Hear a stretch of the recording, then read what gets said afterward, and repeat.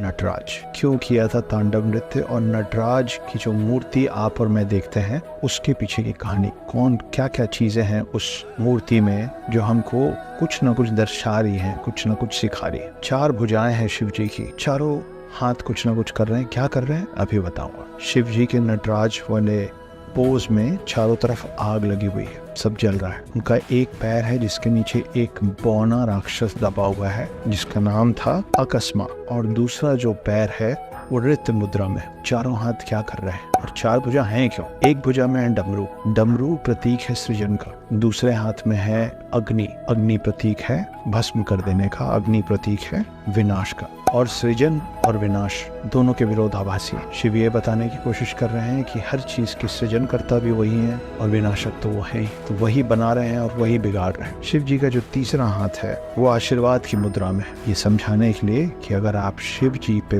विश्वास करते हैं, शिव जी की आराधना करते हैं, तो कोई भी बुराई आपका नुकसान नहीं पहुंचा पाएगी, क्योंकि उनका आशीर्वाद आप पे बना हुआ है। और चौथा जो हाथ है वो नृत्य मुद्रा में उठे हुए उनके पैर की तरफ है, जो ये सलाह दे रहा है, ये सजेस्ट कर रहा है, ये संकेत कर रहा है कि शिव जी की पैर की तरफ बढ़ो। अब वो जो नृत्य मुद्रा में उठा हुआ पैर है वो क्या है? वो है मोक्ष। मोक्ष की तरफ शिव जी का चौथा हाथ संकेत कर रहा है, जिसका मतलब ये है कि शिव के चरणों में ही मोक्ष है। शिव जी के दूसरे पैर के नीचे जो बौना राक्षस दबा हुआ है वो प्रतीक है अज्ञानता का। अज्ञानता को खत्म करने वाले और अज्ञानता को बनाने वाले दोनों ही शिव हैं। उनकी पूरी जो आकृति है वो ओमकार स्वरूप जैसी दिखती है। ऐसा इसलिए है क्योंकि यही प्रमाण है कि ओम शिव में ही निहित है। अब एक बार वापस चलते हैं शिव के उस हाथ में जिसमें अग्नि विराजमान है। कौन है अग्नि? अग्नि देव है। मैं आपको पहले भी बता चुका हूँ कि भगवान और देव अलग अलग चीजें हैं। कैसे अलग है? शिव जिसके एक हाथ में अग्नि है, जिसकी जटाओं से बहता हुआ पानी जो है, नीर जो है, जिसे गंगा कहते हैं, ये सब अलग अलग देव और देवी है। हम गंगा को मैया बोलते हैं, अग्नि देव, वायु देव, जल देव, लेकिन वो देवों का देव महादेव जो इन सारे देवों को अपने हिसाब से चला पाए, कंट्रोल कर पाए, अपने वश में रख पाए, वो होता है भगवान। जो भूमि, गगन, वायु, अग्नि और नीर, भगवान सबको कंट्रोल कर सके, वह है शिव।